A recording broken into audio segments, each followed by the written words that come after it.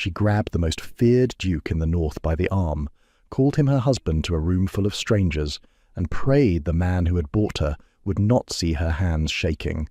Now, let us dive in. The frost had come early to Ravenscar that winter, and with it came the man who owned her. Rosalind Crane had 11 shillings, a dead father's logbook sewn into the lining of her cloak, and exactly 1 hour before Silas Roper realized she had run. She had counted it out on the mail coach the way she counted everything, by the inch, by the plate, by the cut of a line into copper. Her father had taught her that a chart was only ever as honest as the hand that engraved it, and that a forged seal always trembled at the third stroke. She had not known, at 24, that those same eyes would one day be the only thing standing between her and a quiet death in a locked country house. The marriage settlement her uncle had signed did not say death, of course. It said provision. It said the protection of Mr. Silas Roper, shipping contractor, for the person and property of Miss Rosalind Crane. But she had read the clause buried under the provision, the one that signed away her father's unpublished Admiralty chart plates the moment the vows were spoken, and she had understood at last what she was. She was not a bride. She was the brown paper around a parcel, and the parcel was a dead man's maps, and once the maps were delivered, the paper would be thrown into the fire. So she ran, and the running had brought her here, half frozen, to the lantern-lit doorway of a chapel in a town she did not know, with Roper's hired man not 40 feet behind her in the crowd, and the most dangerous man in Yorkshire standing directly in her path. Why had he been standing there at all? Why had the Duke of Ravenscar, who the whole coast swore had let his own household die behind his cursed walls, come down to a common subscription chapel on the night she happened to need a husband? She did not know yet, but she was about to seize his arm and find out. If a story of a desperate woman, a cold and cursed duke, and a lie that became the truest thing either of them ever owned is the kind of story that warms you on a winter night, then take one moment now and hit that subscribe button. Drop a comment below and tell me where in the world you're listening from tonight. I read every single one. Give this a like, share it with someone whose heart needs a little mending, and tap the notification bell so the next story finds you. Welcome to the family. Now let us begin where it truly began, with a woman out of time and a stranger she was about to claim as her own. The chapel of St. Hilda stood on the cliff edge above the harbour, and on the night Rosalind ran into it, the sea below was the colour of cooling iron. A subscription gathering had drawn half the town in out of the cold, a winter charity service and the supper that followed it, surveyors and shipowners, Trinity House men in their good coats, a scattering of the gentry who still bothered to come down to the coast in winter.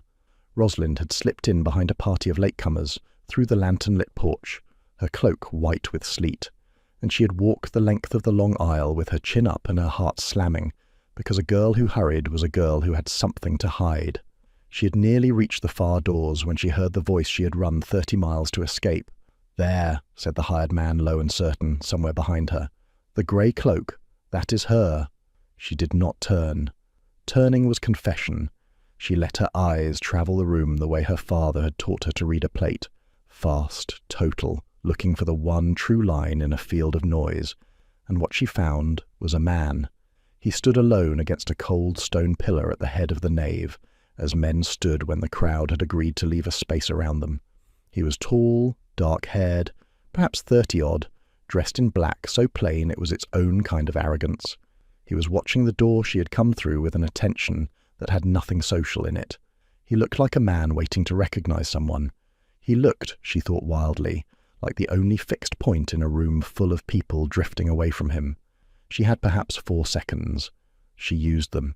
She crossed to him on legs that did not feel like hers, and she put her gloved hand around his forearm as if she had done it 1,000 times, and she turned her face up to his with all the bright, brittle ease of a wife who had been kept waiting. "There you are, husband," she said. "You are late."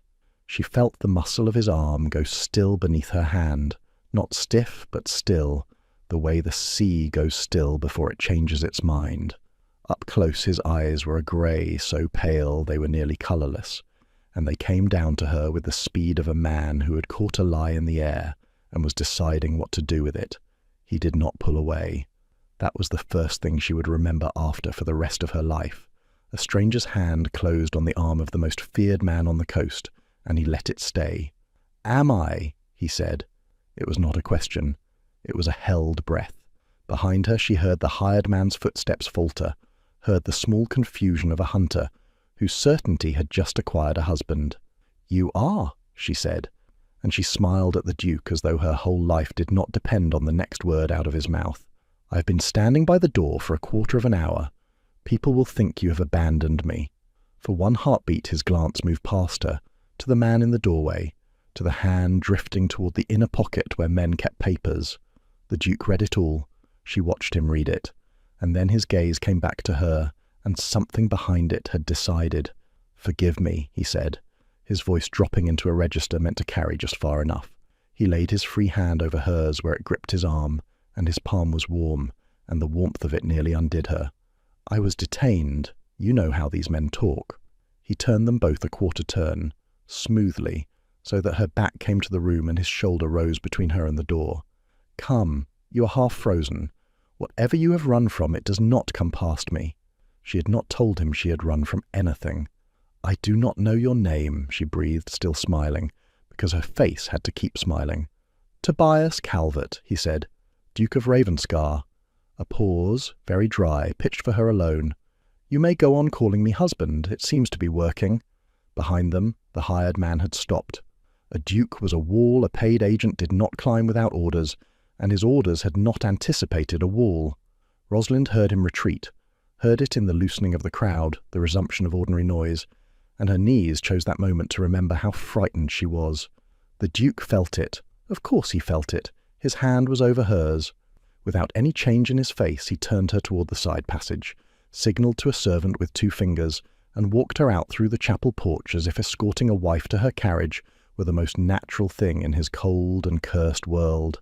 In the passage, away from the candle glare, he stopped and looked at her properly for the first time. She made herself meet it.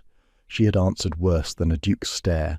She had answered her uncle's lawyer across a table while her whole future was sold beneath her, and she had not wept then either.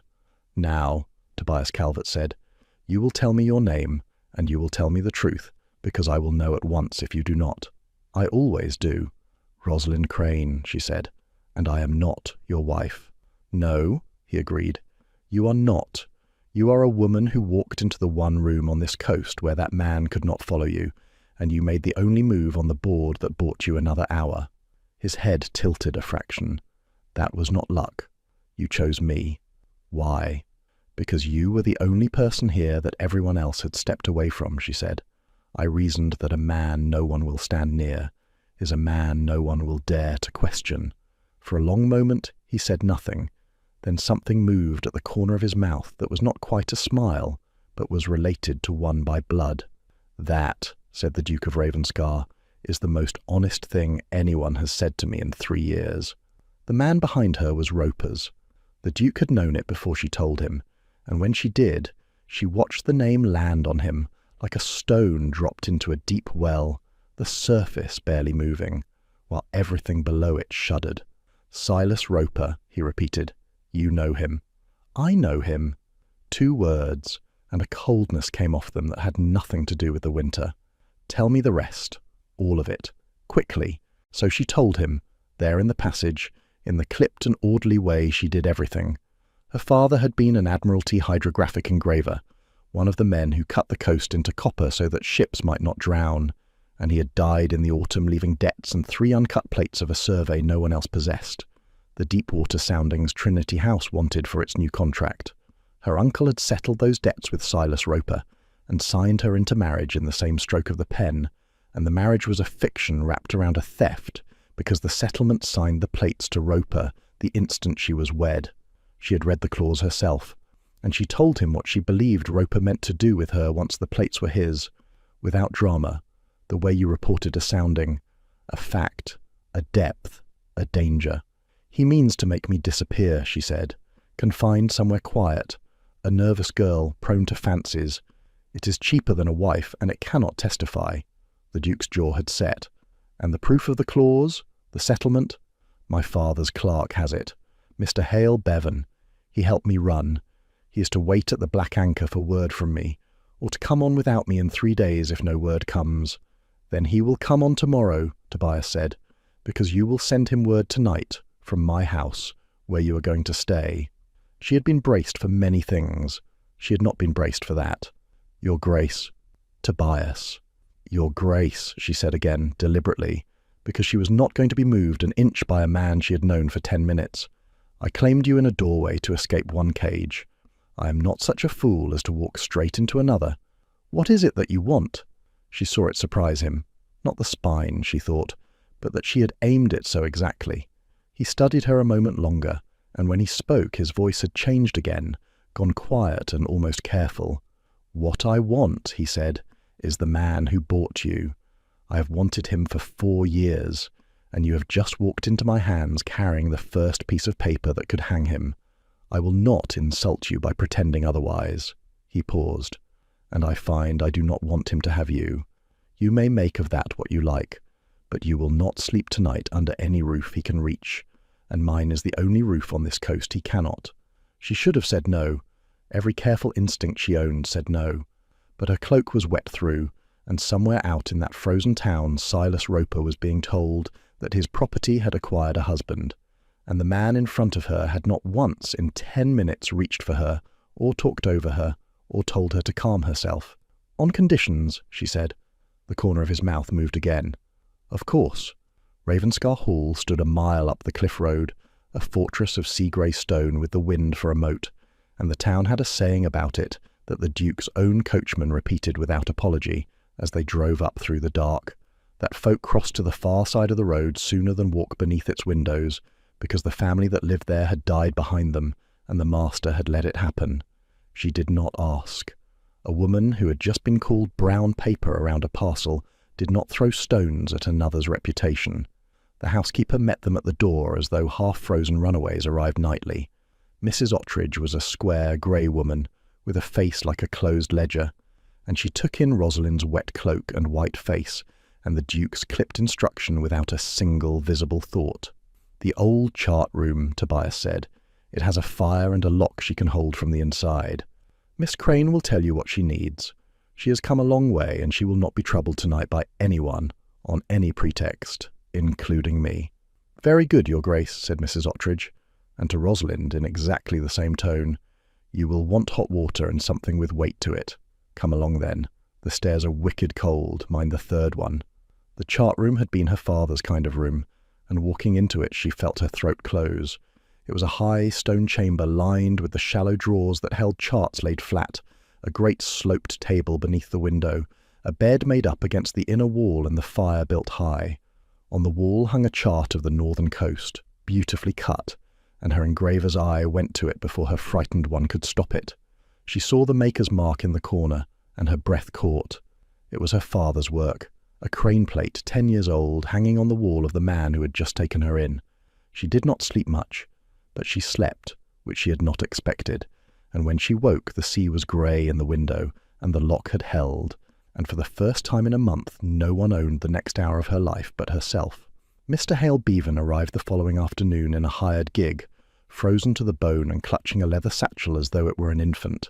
He was a narrow, ink-stained man of 50 with a stammer that worsened when he was frightened, and vanished entirely when he spoke of copper and acid, and the sight of Rosalind alive and unharmed undid him so completely that he had to sit down on the hall bench and put his face in his hands. I thought, he managed, when you did not come the first night, I thought he had... He did not, she said, kneeling by him. Hale, look at me. I am here. You did everything right. The Duke had come into the hall behind her, silent in the way she was already learning to listen for, and Bevan startled up off the bench at the sight of him, and then went very still, because even a frightened clerk knew the Duke of Ravenscar by reputation, and the reputation said run. You are the man who kept her father's papers, Tobias said. It was not a threat, but Bevan flinched anyway. Sit down. You have nothing to fear in this house, and a great deal of work to do in it. He looked at the satchel. Is the settlement there? The marriage settlement, with the clause. Bevan looked at Rosalind. She nodded. It is here, Your Grace, Bevan said. And more than that, I took what I could carry. I took the master's logbook, the one with the soundings worked out by hand, the ones the uncut plates are drawn from. If Roper has copied the survey, Your Grace, the logbook is the proof of it, because no man could fake the master's working. The corrections are in his own hand, the dead ends, the places he sounded twice. His voice had steadied entirely, the stammer gone, the way it always went when he spoke of the work. A forger can copy a finished line. He cannot copy a dead man thinking. Rosalind watched the cold thing in the Duke's face settle into something colder and more patient, and understood that she had not, in fact, walked into the hands of a man who wanted to rescue her. She had walked into the hands of a man who had been building a case for 4 years, and had just been handed its keystone. "Mr. Bevan," Tobias said, "how would you like to be employed again?" "You should know," Rosalind said that evening, "that I do not intend to be a piece on your board." They were in the map library, which Mrs. Ottridge had shown her that afternoon with the first flicker of approval the housekeeper had yet permitted herself. It was the finest room Rosalind had ever stood in.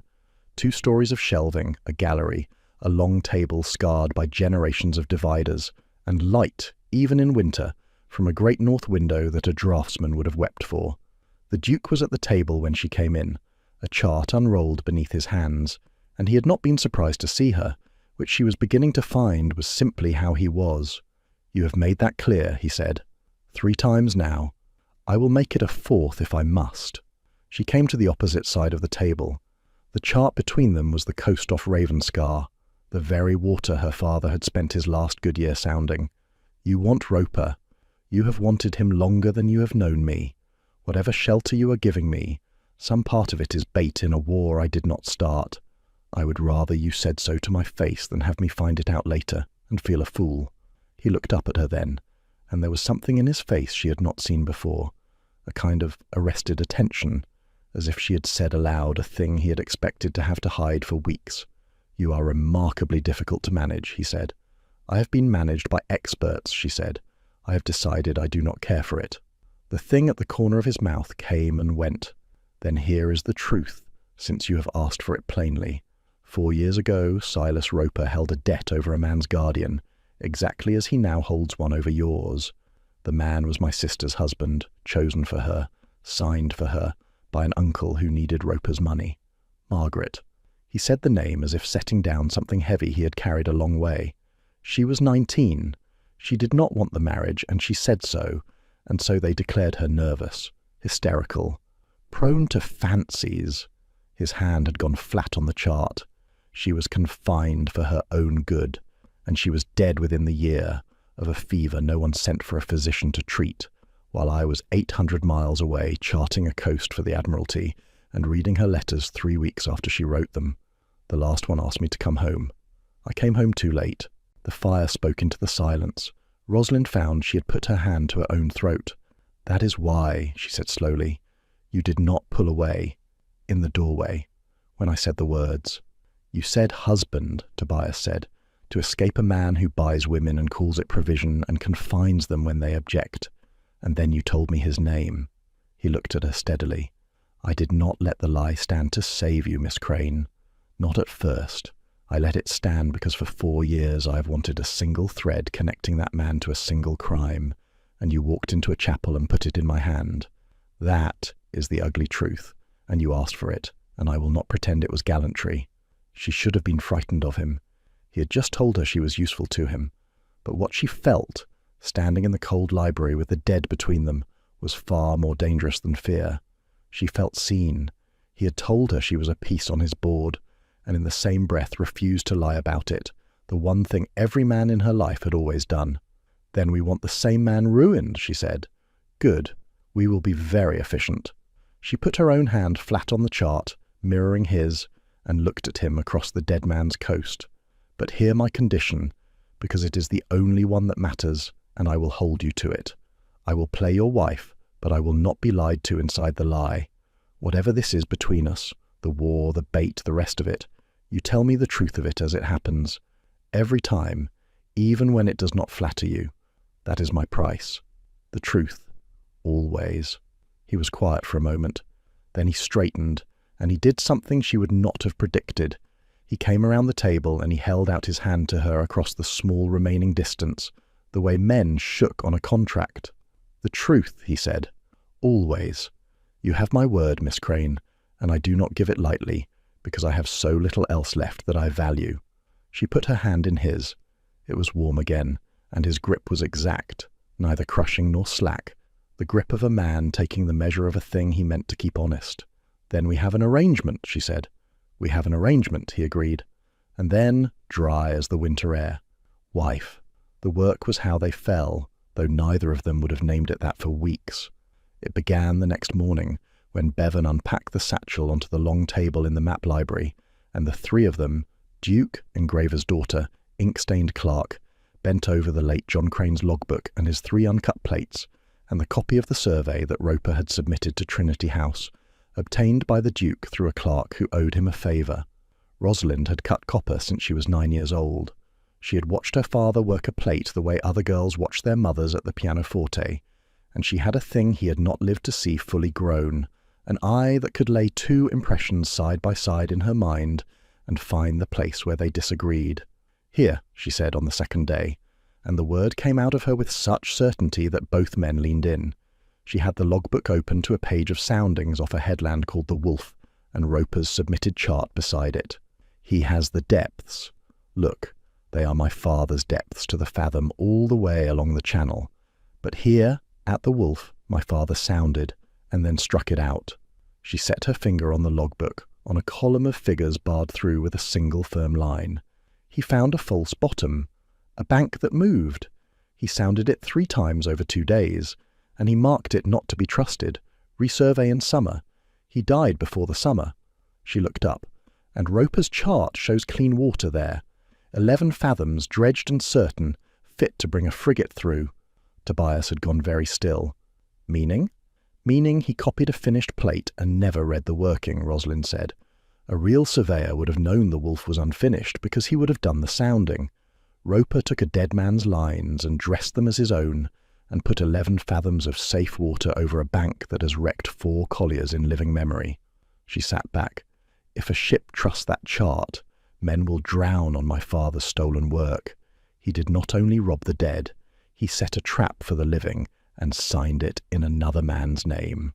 The silence in the library was complete. Then the Duke did something she had not seen him do. He laughed, once, short, without much humour in it, but real. 4 years, he said. I have been looking for a way to put a rope around that man's neck, and you have found it in 2 days with a column of crossed-out numbers. He shook his head slowly. Your father taught you well, Miss Crane. My father taught me that the truth is in the corrections, she said. Any fool can copy the answer. Only the man who did the work has the mistakes. Bevan, across the table, was looking at her with shining eyes. She is better than he was, Your Grace, he said. I never told her, but she is. The master could read a forged seal. Miss Rosalind can read the mind of the man who cut it. She had not known the clerk thought that. She had to look down at the logbook a moment and breathe. When she looked up, the Duke was watching her with the look of a man who had spent 4 years, certain the best thing left in his life was revenge, and had just begun to suspect he was wrong. They worked through the short days and into the long evenings, and the library became the warmest room in that cold house. Bevan went home each night, but Rosalind and the Duke stayed past any reasonable hour, 2 chairs drawn near the fire and the dead man's plates between them, and somewhere in those hours the thing they were building stopped being only a case. She learned that he was not cold. He was exact, which the town had mistaken for coldness, because the town was lazy. He chose his words the way she chose a graving tool, the smallest one that would do the work, and once she understood that, his silences stopped frightening her and started to interest her. He had loved the sea. The years of charting had been the only time he was happy, and he had given it up when Margaret died, because a man could not hunt a murderer from 800 miles away. He learned, she suspected, that she was not brave. She told him so on the 4th or 5th night, when he said something dry about her nerve in the chapel. I was not brave, she said. I was out of choices. There is a difference, and I would thank you to remember it, because if you build your good opinion of me on courage I do not have, you will be disappointed when it fails. You read a forged seal and saw a drowned crew before either of us saw a column of numbers, he said. Call it what you like. I have served with brave men. Most of them could not have done it. That is not courage. That is only attention. Miss Crane, said the Duke, attention paid where everyone else looks away is courage. It is the only kind that has ever been any use to me. He turned a plate toward the firelight. Do not argue. I am right, and you know I am right, and you are only arguing because you do not like to be praised, which is a different fault entirely, and we will address it another evening. She laughed before she could stop herself, really laughed the first time in longer than she could remember, and across the fire she saw it land on him, saw the small, startled pleasure of a man who had not made anyone laugh in years and had forgotten he could. You are not what they say you are, she said. No, he agreed, but it is useful that they think so. A man no one will stand near is a man no one will dare to question. He gave her back her own words from the chapel, and she understood that he had remembered them word for word, and her heart did something it had no business doing for a man she was pretending to be married to. Silas Roper came to Ravenscar Hall on the 9th day. He came in his own carriage with his own crest newly painted on the door, a heavy, florid man of 50 in a coat too fine for the morning, with a lawyer and a magistrate's clerk, and the easy confidence of a man who had never been told no by anyone he could not buy. Rosalind watched the carriage come up the cliff road from the library window, and her body remembered fear before her mind did. Her hands had gone cold on the sill. The Duke was beside her in a moment. He did not touch her. He stood close enough that she could feel the warmth of him, and he looked down at the carriage with an expression of such calm interest that her own breathing steadied to match it. He is early, Tobias said. He has heard about the husband, and he could not wait. Good. Frightened men make mistakes, and a man who comes to a duke's door uninvited is a frightened man pretending to be a confident one. He looked at her. You do not have to see him. Mrs. Ottridge can turn him at the door, and he can shout at the stone for an hour and go home no wiser. No, Rosalind said. The word surprised her. No, he should see me. He should see that I am here and whole and not afraid. She lifted her chin. Let him wonder how much I have already told you. Something flickered in the Duke's face, approval, and beneath it something fiercer that he kept leashed. Then we will receive him together, he said. And Rosalind.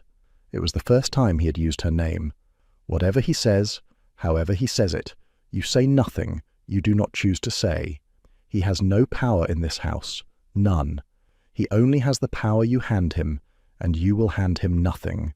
They received Roper in the great hall, which Tobias had clearly chosen for its cold and its height, and the Duke sat while Roper was kept standing, and Rosalind stood at the Duke's shoulder, with her hands folded and her face composed, and her heart going like a hammer. Roper's eyes found her at once. "Rosalind," he said, with a warmth so false it turned her stomach. "My dear girl, you have led us a terrible chase. Your uncle is half out of his mind with worry."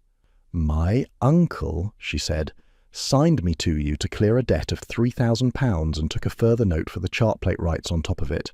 He is not worried, Mr. Roper. He is merely unpaid." She felt, rather than saw, the Duke's stillness sharpen into something like satisfaction.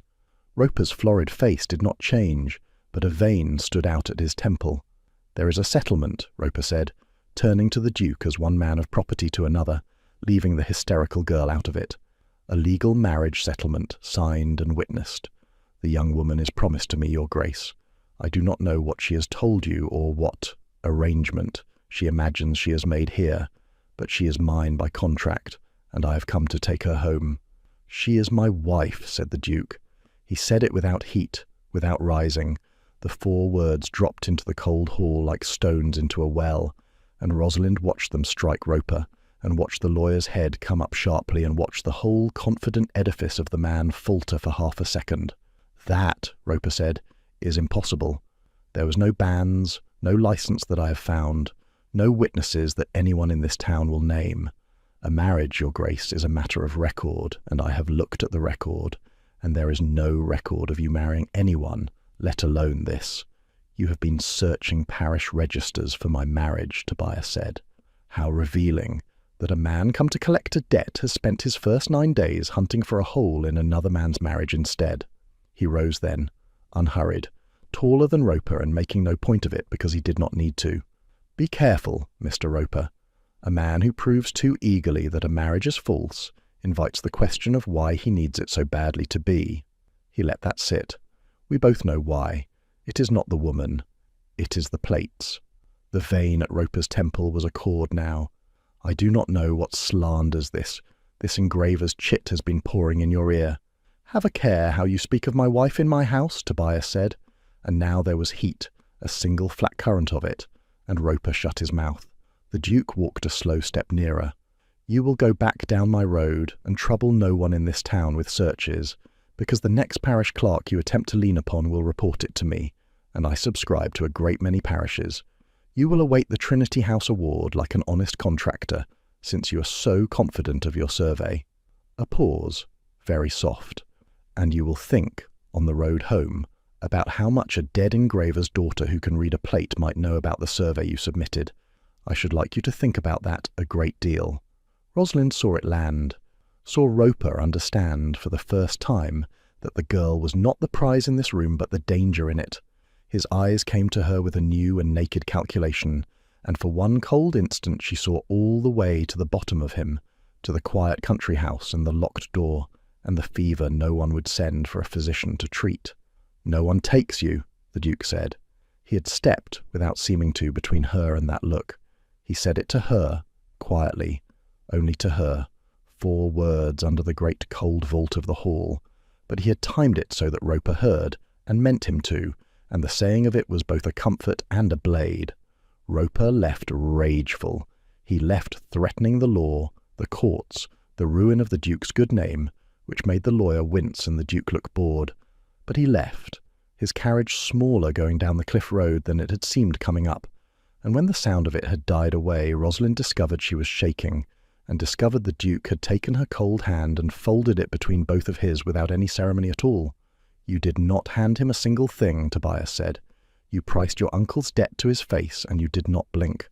I have watched naval officers come apart under less."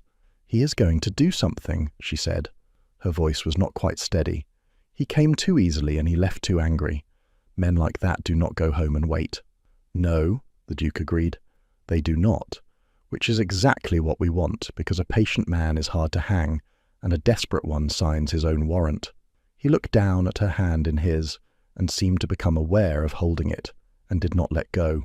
"He will move against the marriage, because the marriage is the wall he cannot climb, and he knows it now. He will look for a way to prove it false in front of the people who matter, and when he reaches for it," his jaw set, "we will be standing on better ground than he knows, because by then it will not be false." She looked up at him. The fire had not yet been built up. The hall was cold. His hands around hers were the only warm thing in it. "You mean for us to truly marry," she said. "I mean," Tobias said carefully, "for it to be your choice, made in the open, when you are not running from anyone and not frightened of anything, and able to walk away from me with your name clean and your father's plates your own. I will not have it said, I will not have you able to say, even to yourself, that you married me to escape him. That is his bargain. It will never be mine." He released her hand then, deliberately, as if to prove he could. "But, yes, I mean for it to be real. I have meant it for some days now, and I told you I would tell you the truth as it happened. So, there it is." She did not have an answer. Her whole life had been other men deciding what she was for, and here was one telling her, with his hands open, that the deciding was hers. It was the most frightening thing anyone had ever offered her, because there was nothing in it she could fight. "We must take care," he said, more lightly, stepping back to give her room, "not to believe our own performance. It is a great deal easier to play a thing than to choose it, and I should not like either of us to mistake the one for the other." "Then we will be careful," she said. Neither of them believed it for a moment.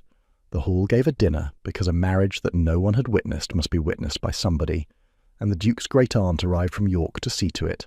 Lady Honoria Calvert was 80 if she was a day, dressed 30 years behind the fashion and entirely unbothered by it.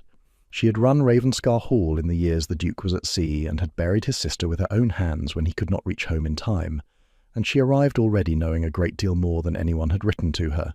She received Rosalind alone, in the morning-room, before she would allow the introduction to be made properly.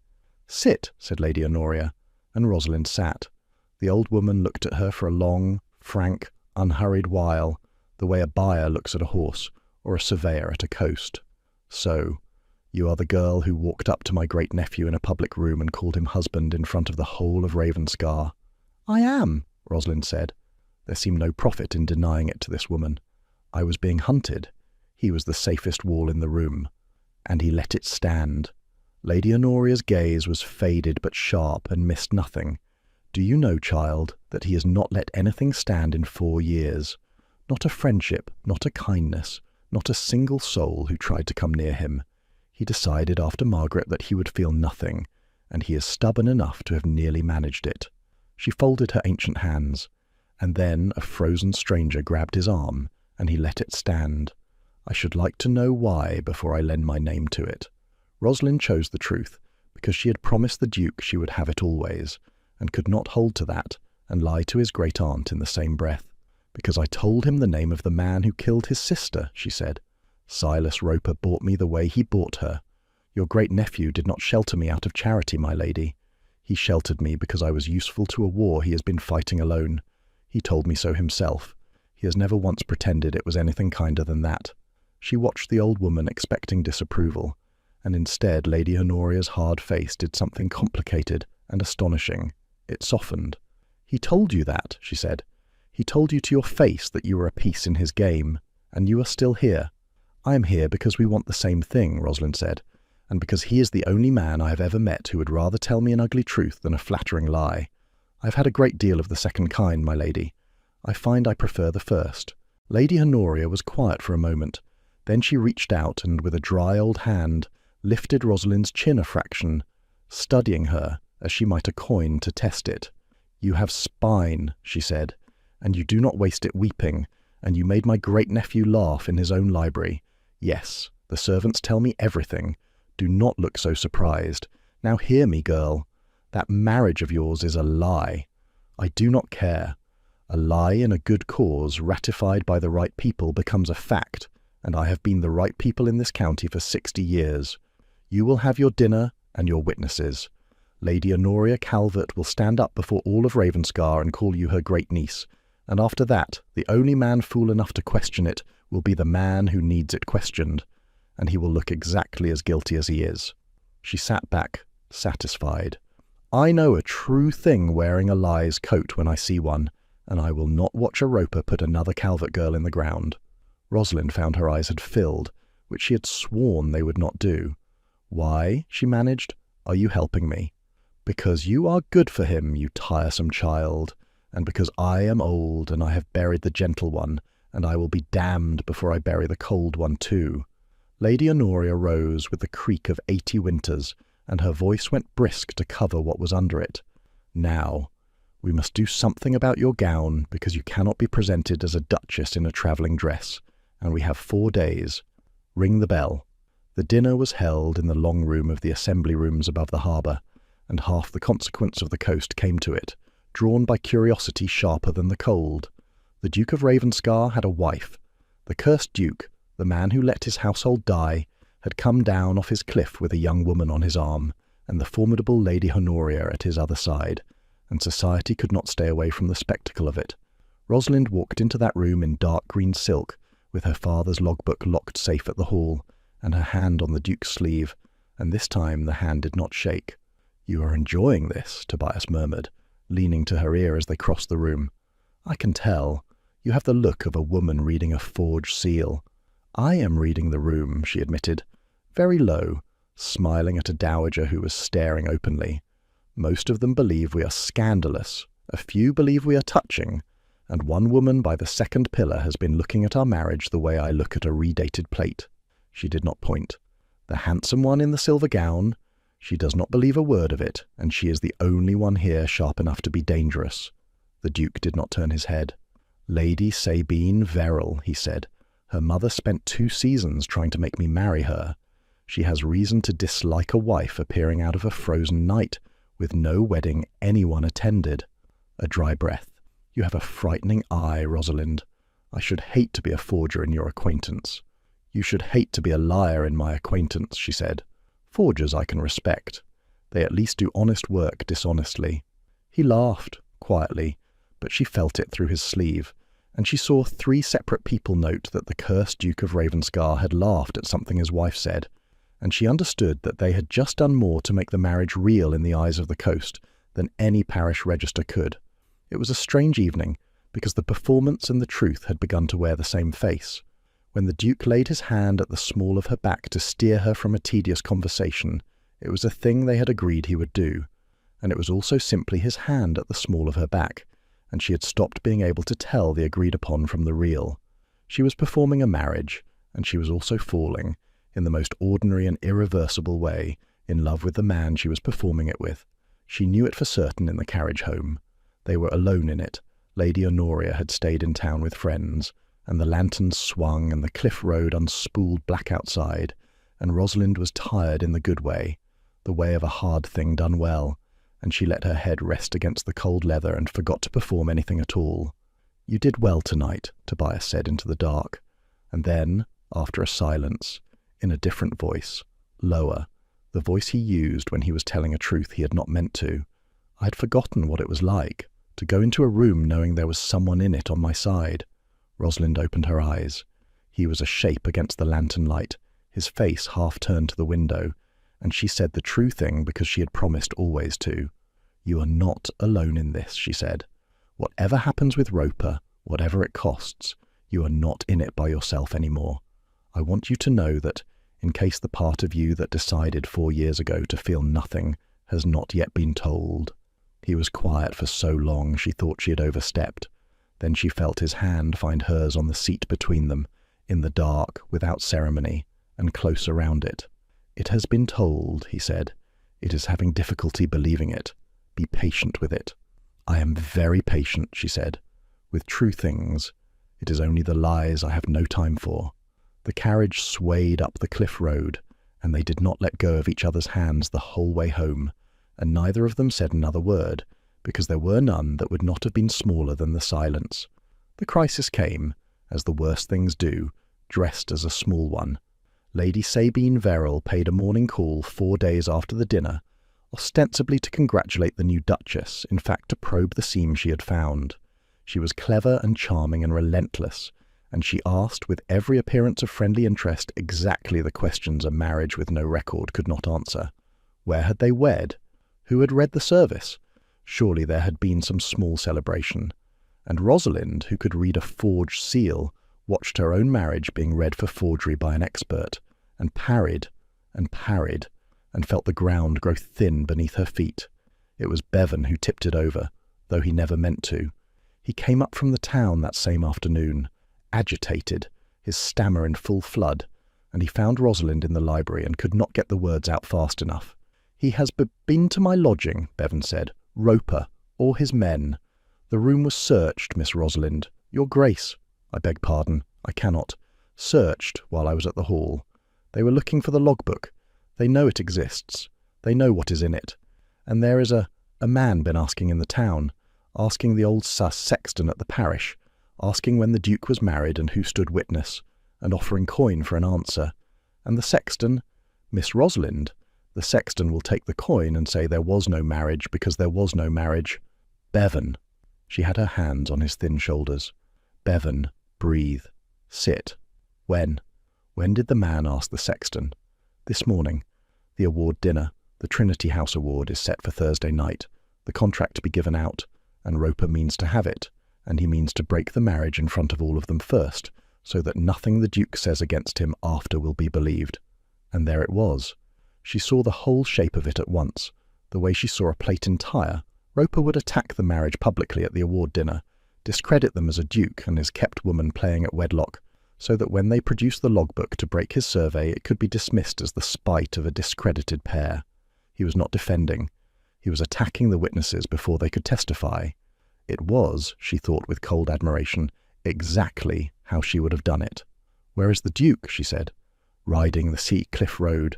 He does, in the afternoons. Mrs. Ottridge said." Rosalind was already moving. She found Tobias on the headland path above the grey churn of the sea, his horse walking, his face turned out to the water, and the sight of him there, alone, looking at the element he had given up, caught at her before she could speak. He turned at the sound of her, read her face in an instant the way he read everything, and swung down from the saddle. "What has happened?" she told him, fast and exact, and watched it land. And then she said the thing that had been forming in her since the library, the thing she had to say even though it would cost her, because she had promised him the truth always, and the promise cut both ways. "He is going to attack the marriage on Thursday," she said, "which means we must make it real before Thursday, or the logbook is worthless, and your sister goes unanswered, and I will not," her voice caught and she made it go on, "I will not do that, Tobias. I will not marry you on Wednesday to win a fight on Thursday. Do you understand me? You told me you would never have me able to say I married you to escape Roper. Well, I will not be able to say it, because it will not have been a marriage, it will have been a manoeuvre, and I would rather lose to him than win like that. I would rather hand him the contract than make the truest thing I have ever wanted into one more piece of paper on his board." The wind off the sea pulled at them both. He stood very still and she could not read him, and she was suddenly, horribly certain she had broken it. "You are telling me," Tobias said slowly, "that you would let the man who killed my sister win his contract sooner than marry me for a reason that was not love?" "Yes." The word tore something on the way out. "Yes, that is what I am telling you, because if I marry you to beat him, then he has decided it after all. He has made even this into a transaction, and I have spent my whole life being decided for, and I will not let him have this, the one thing that was going to be mine to choose. I would rather lose clean than win owned." She dashed the wind water from her eyes furiously. "There, that is the truth. You said you wanted it always. I find it is a great deal harder to give than to ask for." For a long moment, the only sound was the sea. Then the Duke crossed the space between them, and he took her face in both his cold hands, and he looked at her with the leashed, fierce thing in his eyes finally fully unleashed. "Rosalind Crane," he said, "I have spent 4 years certain that the best of me died with my sister, and that what was left was only good for putting her murderer in the ground. I had made my peace with being a man who was only good for that." His thumbs moved against her cheekbones. "And then you grabbed my arm in a doorway, and you have spent 3 weeks refusing, at every turn, against your own interest, to let me make you into a thing. You will not be sheltered like a charity, or married like a manoeuvre, or saved like a damsel. You insist, you maddening woman, on being a person, with terms, who chooses." His voice dropped. "You have just told me you would let Roper win sooner than let him cheapen us, that there is something between us worth more to you than the revenge I have organized my whole grief around." He drew a breath that shook, very slightly, the only unsteadiness she had ever seen in him. "You have made me believe I am still worth choosing for myself. There is no gift in the world larger than that, and you have no idea you have given it." "Tobias?" "So, no," he said. "We will not marry on Wednesday to win on Thursday. We will beat him on Thursday with the truth, because the truth is enough. Your father's crossed-out numbers were always going to be enough, and the logbook needs no marriage to be believed, only to be read aloud by the one person on this coast who can read it." He smiled then, the whole rare thing, and it transformed his hard face entirely. "And then, when he is finished and disgraced and there is nothing whatsoever to be gained by it, then, Rosalind, I am going to ask you to marry me, on a day with no use in it at all, for no reason but that I love you, and I want to, and you are free to say no." The sea crashed below them. She was crying, and did not care, and laughing too, both at once, the way the discord of her whole life had finally resolved into a single chord. "You realize," she said, "that you have just proposed to me by telling me you are not going to propose to me yet." "I am aware of the irony," said the Duke of Ravenscar with enormous dignity, "and I will thank you not to read it like a forged seal." The Trinity House award dinner was held in the assembly rooms on a Thursday, so cold the harbour had begun to skin over with ice. The whole consequence of the coast came to it. Silas Roper came dressed like a man certain of a contract, and the Duke of Ravenscar came with his great-aunt on one arm and his wife on the other, and a leather satchel that Mr. Hale Bevan carried as if it were the crown jewels. Rosalind had dressed as a duchess and felt for the first time like one, not because of the silk, but because she had stopped pretending to be anything. She had spent 3 nights making the logbook ready, marking the pages, laying her father's barred and stubborn numbers where her hand could find them in an instant. She had been waiting, she understood, her whole life for a room in which the truth about a plate would matter more than the standing of the man who told it. The presentation was meant to be a formality.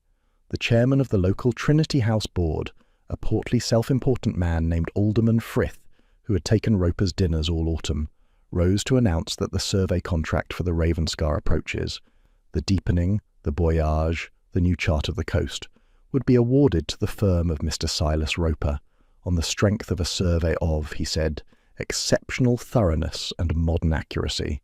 Roper rose to a smatter of applause. He did not bow to the chairman. He turned instead to the room, and to the Duke's table, and Rosalind saw him decide to strike first exactly as she had known he would. "Before I accept this honour," Roper said, in the carrying voice of a man who had rehearsed, "I find I must address a matter that touches this board's good name." He spread his hands, regretful.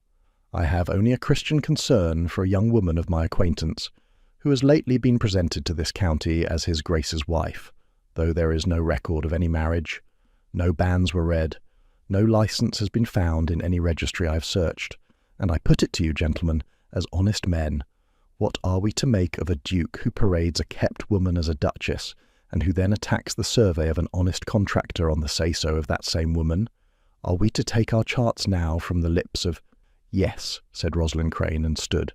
She had not planned to do it standing, nor the silence that fell when she did, the whole long room turning, the most powerful men on the coast looking at a young woman in dark green silk, who had risen at the Duke's table without leave. But on her feet she found that she was not afraid, because Roper had just made the single mistake she had been waiting 3 weeks for. He had invited the room to take its charts from her lips. "You wish the room to weigh whether I am to be believed," she said, and her voice carried, clear and unhurried, the voice of a woman reading a depth aloud. "Let us put it to a better test than my marriage, Mr. Roper. Let us put it to a chart. You have submitted to this board a survey of the Ravenscar approaches. You have claimed it as the modern, thorough work of your own firm. I am the daughter of John Crane, who was His Majesty's hydrographic engraver on this coast, and I have here his logbook, in his own hand, and I should like the board to compare the two. Publicly, now, before the contract is signed." She lifted her chin. "If I am only a kept woman with a grievance, then I will be wrong about the numbers, and you will have your contract and my silence forever. But if I am right, then it will not matter in the least whether the Duke and I are married, will it? It will only matter that men are about to be sent to sea on a forgery." The room had gone utterly still. Alderman Frith, caught between the contractor whose dinners he had eaten and the Duke whose patronage he could not afford to lose, made a strangled noise, and said that this was most irregular. "It is entirely regular," said Lady Honoria Calvert, rising in her 30-year-old silk with the authority of 60 years in the county. "A board charged with the safety of ships is asked to compare 2 charts before it endorses one. I cannot imagine what could be more regular. Sit down, Frith, and let the girl read." Bevan brought the logbook and the Duke's obtained copy of Roper's survey, and laid them on the long table where the candles were brightest, and Rosalind read. She read the way her father had taught her, finding the one true line in the field of noise. She took them to the headland called the Wolf, and she showed them Roper's chart, 11 fathoms, clean and dredged and fit for a frigate. And then she opened her father's logbook to the page where John Crane had sounded that water 3 times over 2 days, and barred his own figures through with a single firm stroke, and written, in a dead man's careful hand, "False bottom, bank shifts, not to be trusted, resurvey in summer." "A man who did this survey would know the Wolf was unfinished," she said into the silence, "because he would have stood in the boat and dropped the lead and felt it lie. Mr. Roper's chart copied the finished line and never read the working, because Mr. Roper never sounded a fathom of this coast in his life. He has painted 11 fathoms of safe water over a moving bank that has wrecked 4 colliers in the memory of men in this room." She looked up and found the faces of the seamen, the ones who had buried friends on that coast, and spoke to them. "Send a ship through the Wolf on this chart, and she will ground on a falling tide and break up before the boats can reach her. I am not asking you to believe me about a marriage, gentlemen.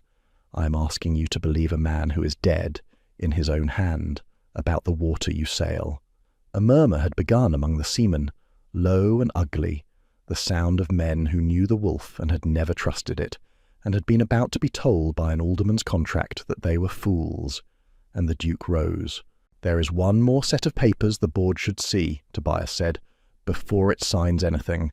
He took them from Bevan's satchel and laid them down, one by one, with the unhurried precision Rosalind loved him for. The marriage settlement Mr. Roper's lawyer drew up, signed by one Crispin Crane, guardian, which conveys, in its 6th clause, the entire copyright of the Crane chart plates to Mr. Roper upon the marriage. Here, read the clause. It tells you what the marriage was for. A second paper. A promissory note, £5,000, from Silas Roper to Crispin Crane, dated 3 days before the settlement was signed, the bank draft that bought a man's niece and his dead brother's life's work in a single morning. The date is on it. It damns them both. And a third, and the receipt from the parish clerk of this town for the coin Mr. Roper's man paid him this very morning to swear there had been no marriage. He kept the receipt, the honest fellow, and brought it to me, because it transpires that a sexton who will take a bribe will also report one to a duke who subscribes to his parish. Roper had gone the colour of tallow. These are forgeries, slanders. The woman is a known. You are the expert on forgeries in this room, Rosalind said. You submitted one to this board. Shall we compare hands again? Yours is on the note. It came apart for him very fast after that, the way a forged seal comes apart at the 3rd stroke once you know to look. Alderman Frith, smelling which way the county's wind had turned, discovered an urgent regularity in withdrawing the contract pending investigation. The seamen were already crowded around John Crane's logbook, with the hunger of men who had nearly been made to drown their own. A magistrate who had come for the dinner found himself examining a £5,000 note with a damning date and asking Mr. Roper to remain. Roper looked once at the door and once at Rosalind, with that same naked bottom-of-the-well look she had seen in the great hall, and found the Duke standing between him and her again, without seeming to have moved. "No one takes her," Tobias said, for the second time and the last, quietly, only to him. "I told you that in my house. I will say it once more, here, in front of all of them, so there can be no mistake when this is written down. You will never again be in a room with my wife. You reached for a Calvert woman once before, and you put her in the ground. You will answer for that one in time. I have waited 4 years, and I can wait a little longer. But you will not reach for this one. Sit down, Mr. Roper. You are not going home tonight." He did not go home that night.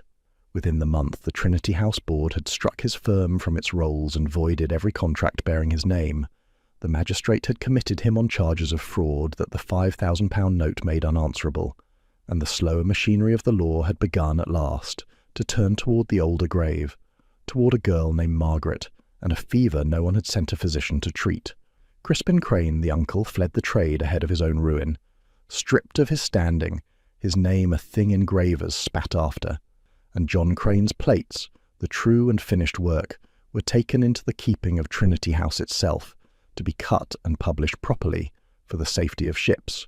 And on a grey afternoon a week after, with no fight left to win and no one left to escape and nothing in the world to be gained by it, the Duke of Ravenscar took the engraver's daughter back up to the headland where the cliff path ran above the sea, and he asked her, on a day with no use in it at all. "I told you I would do this," he said, "when there was nothing to be won by it, and there is nothing to be won by it. Roper is finished, your name is clean, and I have had Lady Honoria's lawyer draw up a deed I mean to put in your hands whatever your answer is, so that you will never wonder." He took her cold hands in his, on the cliff, with the grey water churning below. "The plates are yours. The income is yours. So is the choice. Whatever you decide it free of me, free of debt, free of shelter, free of any single thing I could ever hold over you." His voice, which had begun steady, was not quite steady now. "I have nothing left to offer you that you need, Rosalind, which is exactly why I am free to offer you the only thing I have that you do not. I love you. Marry me, or do not, and take the deed, and go and publish your father's coast under your own name, and be the freest woman on this shore. But I had to ask you on a day when you owed me nothing, because I could not bear to win you the way he tried to." She looked at the deed he pressed into her hands. The proof in paper that he had given away the one piece of leverage a man like Roper would have died holding. And at the sea her father had spent his life trying to make safe for other men, and at the cold, exact, broken and mending man who had let a stranger call him husband, and had spent 3 weeks refusing at every turn to make her into anything but herself. "You know what I am going to say," she said. "You read everything. You read it the moment I came up the path. I should like to hear it said," the Duke said, aloud, in front of the only witness that matters, which is the sea, because I do not entirely trust a thing until I have heard it spoken and watched the speaker not flinch. So she did not flinch. "I drew you a condition once," she said. "The truth, always, inside the lie. You kept it. You kept it even when it would have been easier to marry me on a Wednesday and win on a Thursday and never tell me the difference. You are the only person who ever wanted me to be the one doing the choosing." She stepped into him and put her hand flat on his chest, the way she had put it flat on the chart that first night in the library, over the place where a heart he had sworn off was nonetheless beating. "Yes, I will marry you, on a day with no use in it, for no reason but that I love you, and I want to, and I am free to say no, and I am saying yes instead." She tilted her head, and the witchery came back into her, the dry warmth that was their private currency. "There, read it. Did I flinch?" "No," said the Duke of Ravenscar, and kissed his wife at last on the cliff above the sea, for real, for the first and the truest time, with the cold spray rising, and the deed of her freedom crushed unregarded between them. "No, you did not. You never have. It is the most maddening thing about you, and I intend to spend the rest of my life failing to cure you of it." They were married 3 weeks later in the small grey parish church in the town, with the banns read aloud all 3 Sundays, so that no man living could ever again say there was no record, and Lady Honoria wept and denied it, and Mr. Hale Bevan gave the bride away with a stammer that vanished entirely when it came to the words that mattered. It was a small wedding, and a true one, and every soul in it had chosen to be there, which Rosalind thought was the only kind of vow worth making. Not the kind you fled into, but the kind you walked toward with your eyes open and your hands free. 3 years on, the map library at Ravenscar Hall was no longer the quietest room in the house. It was, in point of fact, frequently the loudest, owing to a small person of 2 years and a half named Margaret, for they had both wanted it, and neither had needed to say why, who had discovered that the long table was the perfect height for a child to reach up and pull a chart down upon her own head, and who was, her father maintained with grave pride, going to be an engraver, because she had already learned that the most interesting line on any plate is the one that has been crossed out. Rosalind worked there still, most mornings, while the winter light came in off the sea through the great north window. The crane plates had been cut and published at last, the true coast, the finished survey, the wolf marked honestly as the danger it was, and they bore, in the corner where the maker's mark went, not her father's name alone, but hers beside it, the engraver's daughter, made visible. Ships took their bearings now from her father's working, and her own hand, and somewhere out on the grey water, men who would never know her name came home alive on it. Roper she heard of only once, in a single reported line, the way you hear of weather in a country you have left. Struck from the Trinity House rolls, his yards seized and sold, convicted at last on the older charge as well as the newer one, and transported beyond the seas for a term that would outlive him. The uncle was simply gone, a name no one in the trade would speak. Rosalind did not gloat over either of them. She had won by paper in a lit room with witnesses, and a victory like that does not need gloating. It stands, the way a true chart stands, and lets the false ones fail on their own falseness. Tobias came into the library at the grey end of that winter afternoon, and found his wife at the window, with their daughter asleep against her shoulder, and the sea beyond them, going the colour of cooling iron exactly as it had on the night she called him a liar's word that turned out to be the truest thing either of them owned.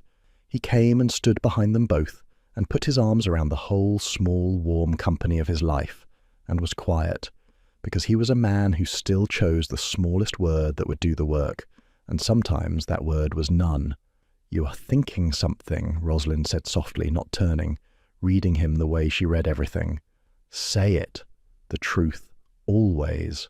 I am thinking, the Duke said against her hair, that I am very glad you seized a stranger in a chapel doorway and called him yours, on a night you were too frightened to know it was the bravest thing you would ever do. She smiled and shifted the sleeping child and leaned back into the warmth of him and watched the cold sea she had once fled along go dark and harmless beyond the glass, a thing she lived beside now, safe rather than a thing she ran from in the dark. I drew 100 coasts and never one of them was home, she said. She turned her head, then, and found his face, and gave him the last of it, the truest line on the last plate. You are the place I stopped running toward and started running from no longer. I did not know, that night, that I was not escaping. I was arriving. Outside, the winter sea kept its old grey counsel. Inside, the fire was high, and the plates bore her name, and the child slept on. And the cursed Duke of Ravenscar, who the town had once sworn let his own household die, held his living household close in the warm-lit room, and did not let go. The end. Thank you for staying with Rosalind and Tobias, all the way to the last grey line of the sea. If their story moved you, if you felt the cold of that chapel doorway, and the warmth of that final fire, then please take a moment to let us know. Leave a like, and drop a comment below telling me your favourite moment, whether it was the claim in the chapel doorway, the logbook read aloud, or the proposal on the cliff with nothing left to win. I read every single comment, and they mean the world to us. They are what keeps our little storytelling corner alive. If you have not yet, subscribe and tap the bell, so the next story finds its way to you on a cold night when you need it. Another emotional story is waiting for you right now at the end of this video. Click it, settle in, and let your heart be swept away once more. Until then, thank you truly for listening to the very end. From all of us, the storytelling team. We will see you in the next one.